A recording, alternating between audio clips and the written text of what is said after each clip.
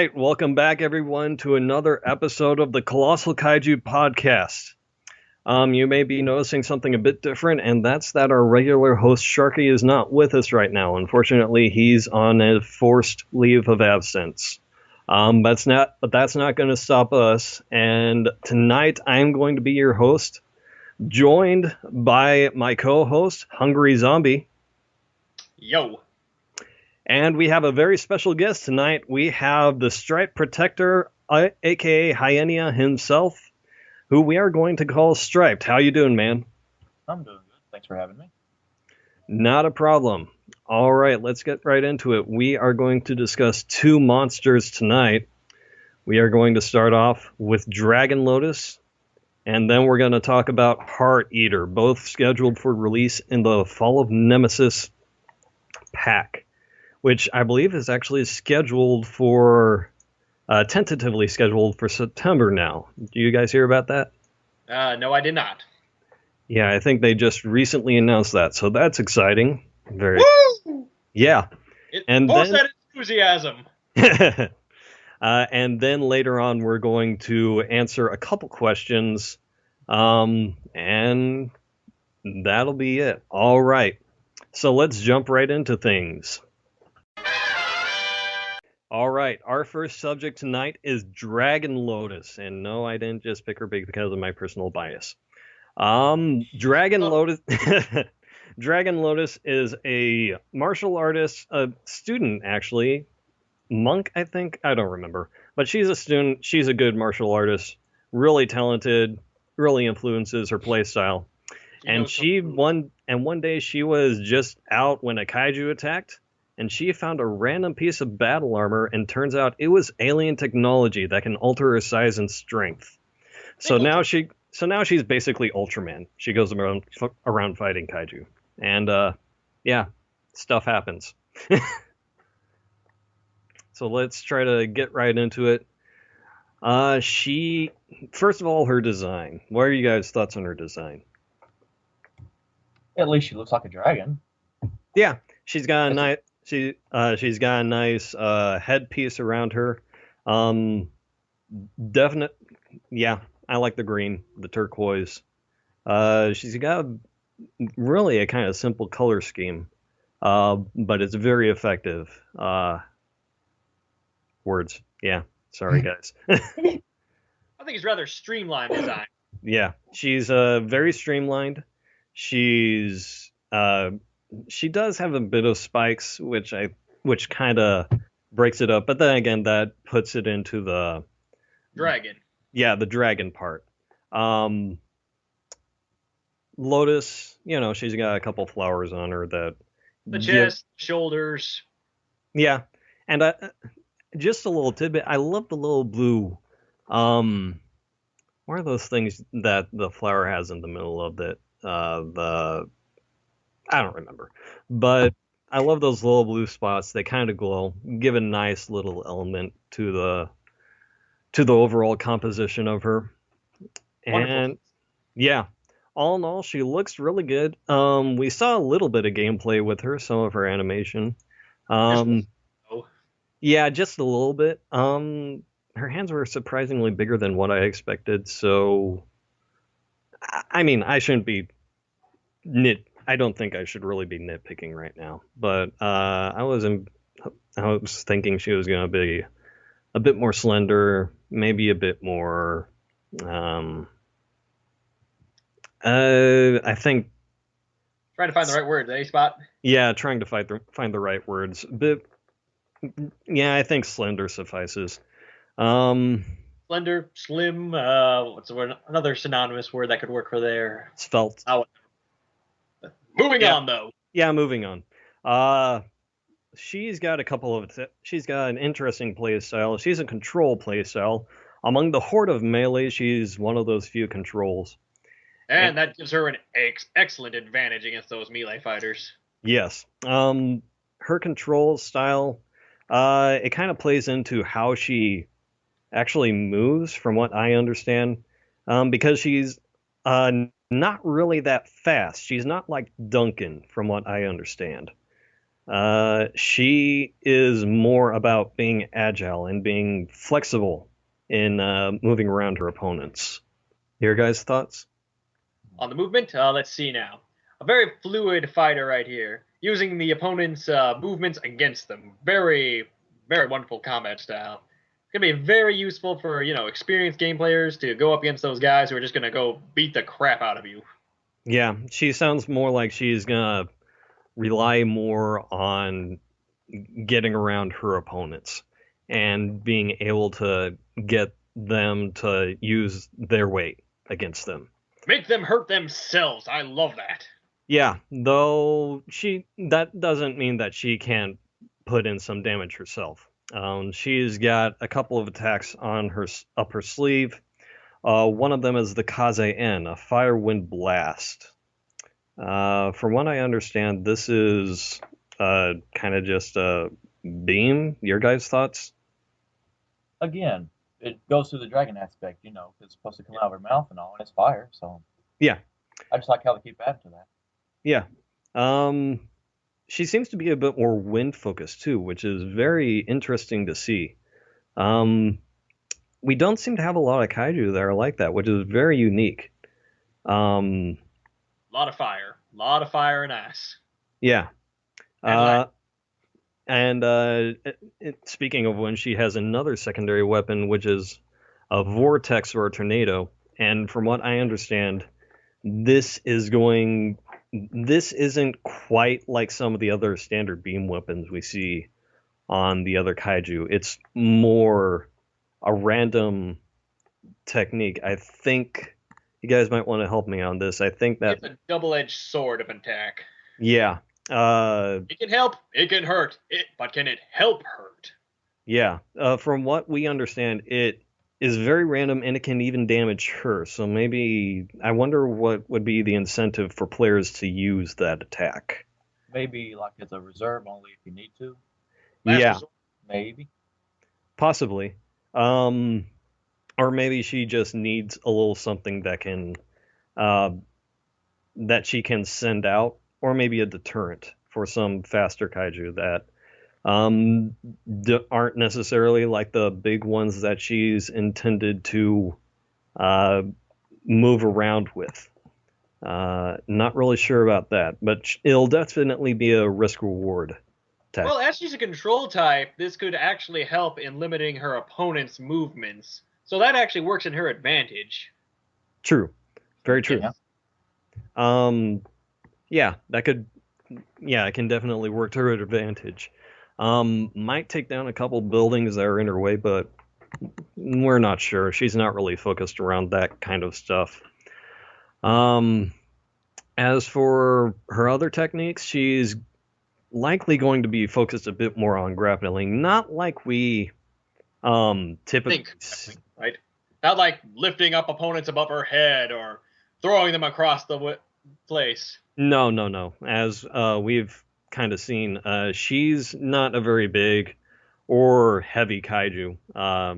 And from what I can tell, she's not.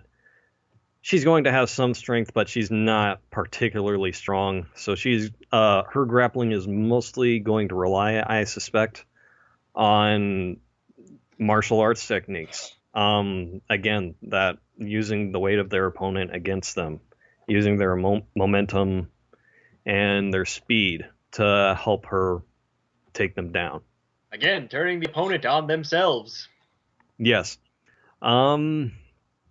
Any other things that we're forgetting about? Weaknesses? Meditation. What'd you say? I said meditation, because it can take a while to do, but I guess that could be as a weakness too. Yeah, that's something. That's something to keep in mind. Yeah, weaknesses. She's a small. Well, she's not really super small. She's not small in terms of height. She's just very. What's the word I'm looking for? I don't want to say dainty. No, and frail's not quite the right word either. Slim? She's slim. Light? Light. Yeah, light. Yeah. Featherweight. Whatever you want to say.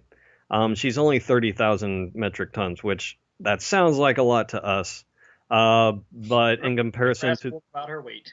in comparison to the other kaiju, especially creatures like Macrosaurus, she's not got the weight to go toe to toe with them. So she'll likely have to be a bit more careful.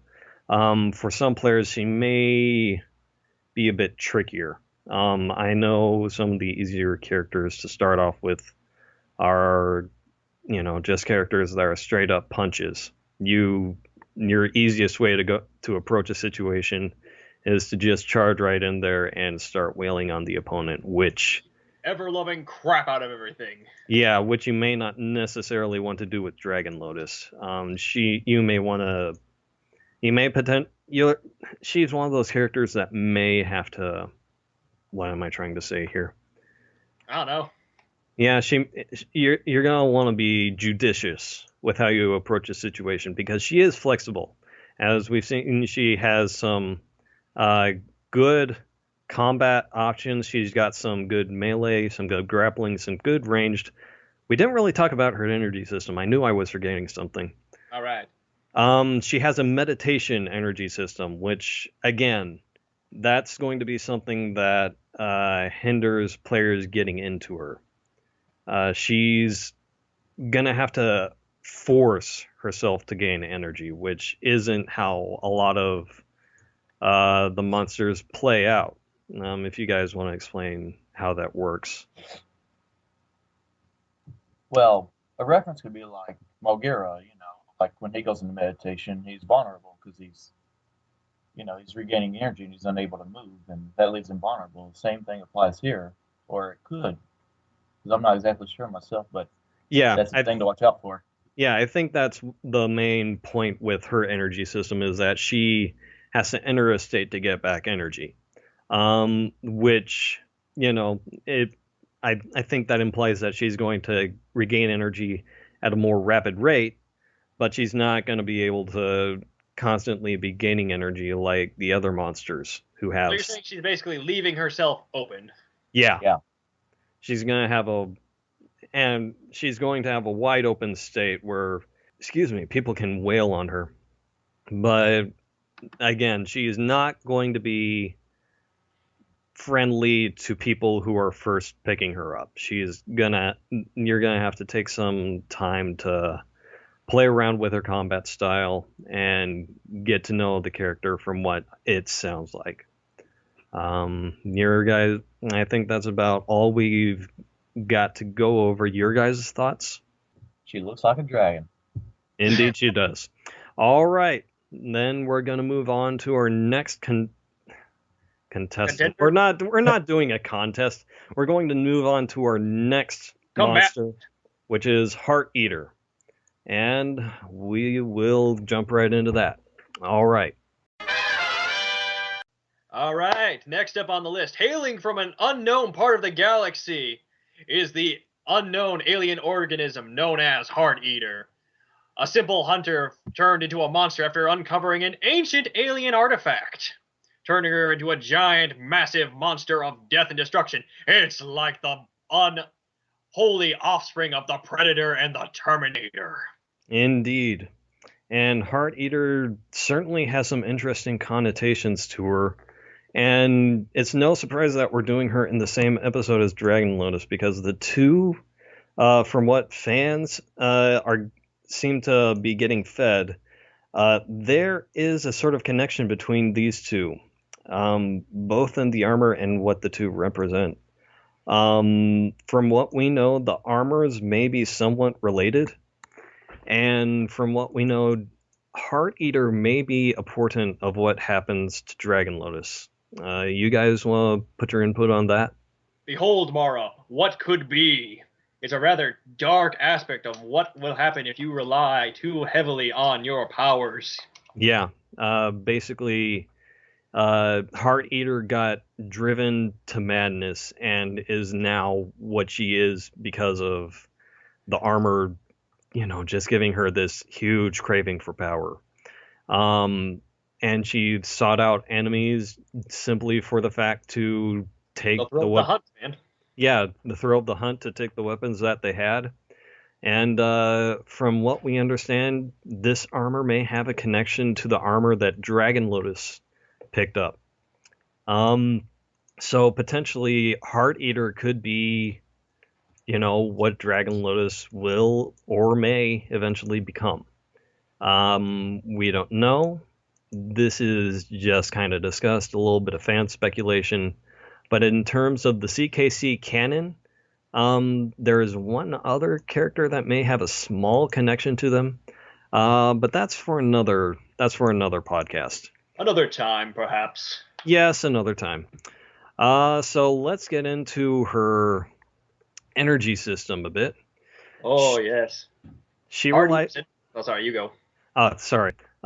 She relies on a parasitic energy system.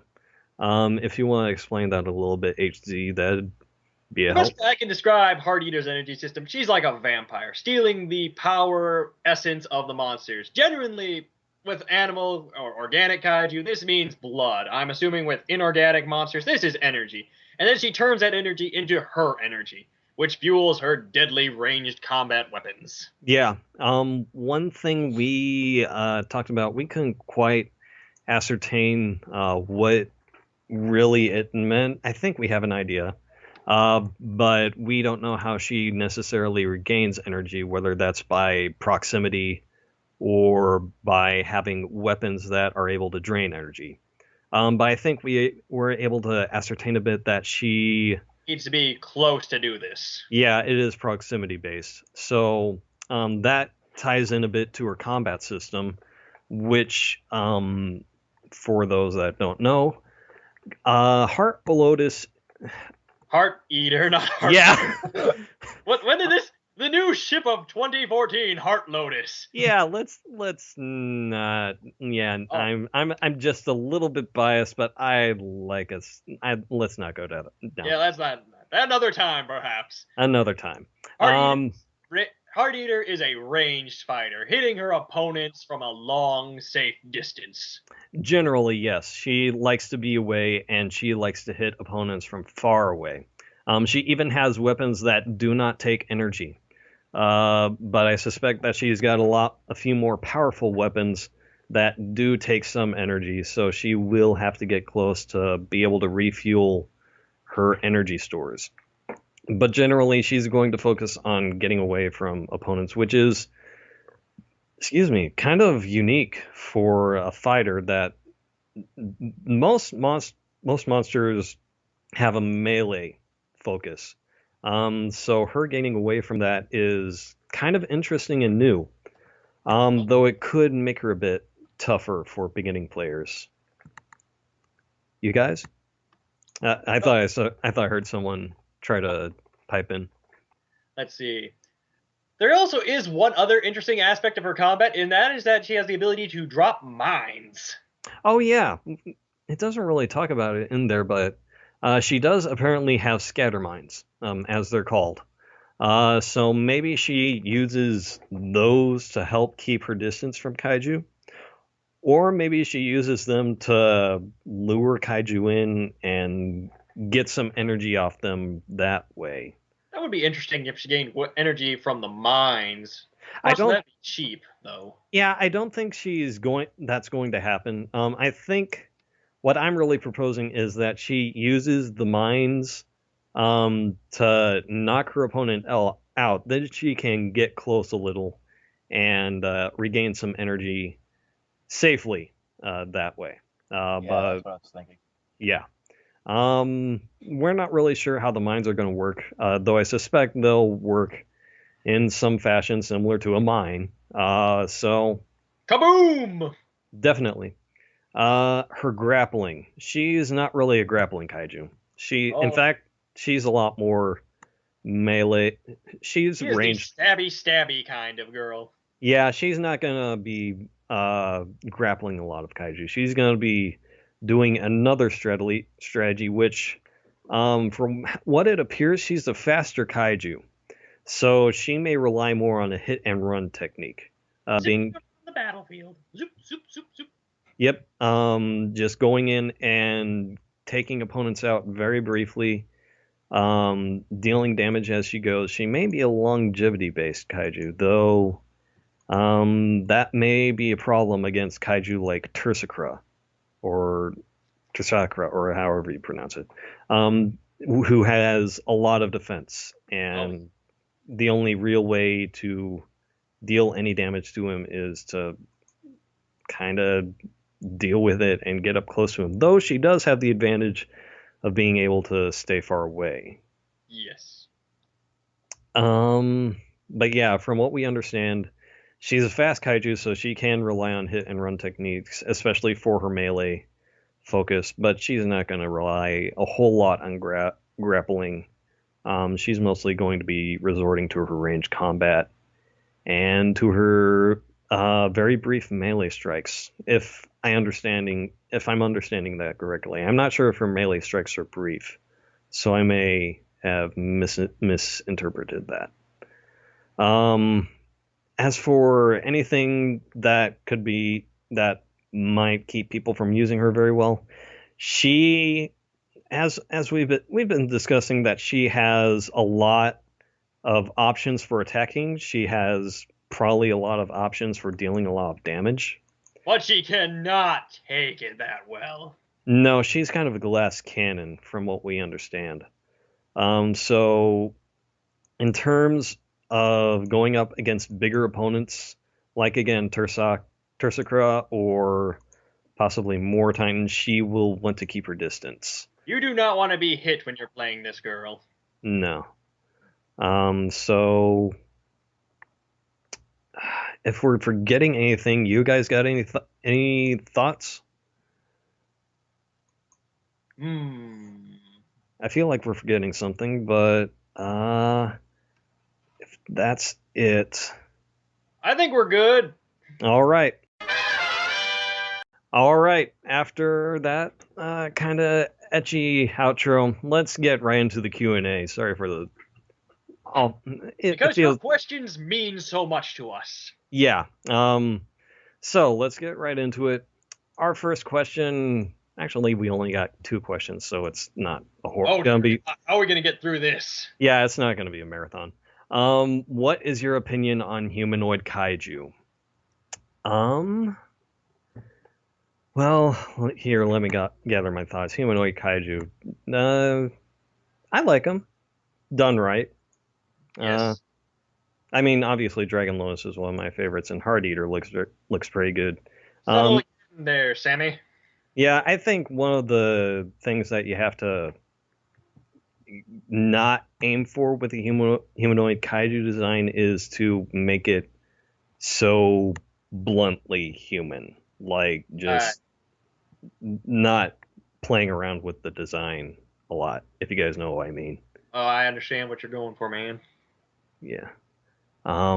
Just, trying to... Don't be ridiculously human, is what you're saying. Yeah. It's okay to have human elements, just don't emphasize on them. Like, something I'm thinking about right now is Attack on Titan. That really popular anime right now. I like it. Yeah, it's definitely really good. It's just the designs for the Titans, they are so bland to me. They're not really interesting, with the exception of the protagonist's form and the armored one. The female Titan and the Colossal Titan. The Colossal Titan is okay, but the female one is... a bit much for you? It's a person without skin, basically, and I don't see the appeal of that. And just generally, the Titans are really tall people with too many teeth. And no genitals. Yeah, no genitals, which... It's okay for us, because we really don't need to see that. Yeah, we don't. But I just feel like he could have played more with the design, though I suppose it does open up the story for a lot of symbolism, and from what I understand, it's also going to tie into the plot really well, although I'm not going to talk about what could potentially... This isn't the Attack on Titan podcast, this is the KCK CKC, yeah. Yes, whatever. I thought it was Mortal Kombat for a while. But moving on. Yes. Yeah. So before we go on, your guys' thoughts on humanoid kaiju like Ultraman or just any of the humanoid kaiju we see in CKC, maybe on the forums or something like that. I think I pretty much stated my opinion during your duration, so I think I'm good. All right. All I have to say is like they're okay. Like you said, when done right, they're pretty good, but just don't overdo it. Yeah, you gotta make sure that you're adding in a special element to them. We Something. don't need another giant 50-foot woman. Yeah. Don't make it too. Moving on, your opinion on the music that has been posted for CKC. They're talking about the music that was recently posted in the design team discussion thread. Yes. Music style suggestions. Yeah. Is that what it is? Yes, I think that was what it is. Yeah. You guys were able to hear that, right? Yes. All right. What were your thoughts on it? It's okay. It could work. Again, I was hoping for something a bit more bombastic. Yeah. The thing to keep in mind right now, as I know from just a production standpoint, is that's just scratch. That's just a quick little demo right now. It's a sample. And yeah, a sample. Something that's going to get added to and edited a lot later on to really make it a lot better. I know I posted, reading off my comment right now, I'd personally go for a bit heavier on the bass and percussion, something with a bigger thump to really, sell it. But it does sound very good, in my opinion. Maybe a bit too orchestrated for the Kaiju Land battles, perhaps. I know with those, they're a bit more tune-like. And more brass, I'd imagine. Yeah, I just would for the Kaiju Land battles itself. Personally, I'd like something a bit more poppier. I mean, not just to go against the current flow because I know everyone loves orchestrated music on there. But I know that Simon himself kind of envisioned the Kaiju Land battles being a bit more pop style, a bit more tune-like. So I can personally see them having a lot more leeway and trying for something that's a bit more pop in style, maybe something a bit more techno or electronic. But yeah, that's my opinion. Strap, do you got anything to say on the matter? Yeah, I would. I'm sorry, but I really haven't heard it yet. Yeah. Well, that's another thing we kind of wanted to discuss. Were there styles of music that you wanted to be added in? I know that, everyone on the forums wants there to be a very heavy orchestrated vibe, and I personally like a little bit of an orchestrated vibe, but I also like a bit more electronic, a bit more techno, maybe a little. I hate to say it because it's kind of a trigger word for some people, but dubstep. Go ahead. I said I like that stuff. The wubs. I'm a wub man. Wub wub wub wub wub wub wub wub. Gotta have my wubs. But yeah, I'd like something to add a bit more pop to the beat. But again, that's my personal opinion. I think it would make it stand out, especially for Kaiju Land battles. As for Fall of Nemesis, when it is released, hopefully this September, maybe around that time, we don't know. Knows? I don't. I'm not part of the production staff.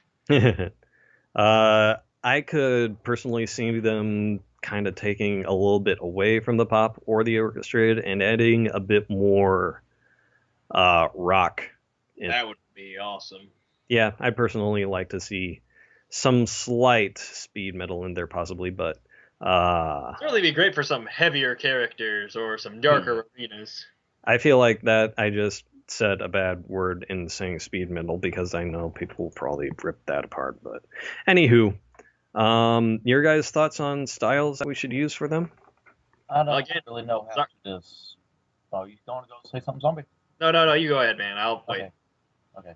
Anyway, I don't know, like, try to find something with like kind of a mystic vibe in it, like if you're out in the jungle somewhere, Like another Oh, temple. like some like kind of a tribal music with a big thump thump thump thump. Yeah, just like something like that, and like with the Missy vibe, like if it's just like a beautiful landscape or something. Yeah, like with some flutes added in there for good measure. Yeah, yeah. Something like that. Yeah, that could be potentially useful. Might want to use that on a jungle area more, or a jungle themed release. If we ever do that, I'm not sure if we will. But hey, you never know. You never know. Maybe we just might get there. Who knows? Yeah. Well, that's all we got for you to for this recording. Thank you for joining me tonight, guys. Hey, no problem, man. Sure thing. And that will end off this session of the Colossal Kaiju podcast. Thank you for joining me tonight, fellow listeners, and we will talk to you next time. Stay classy.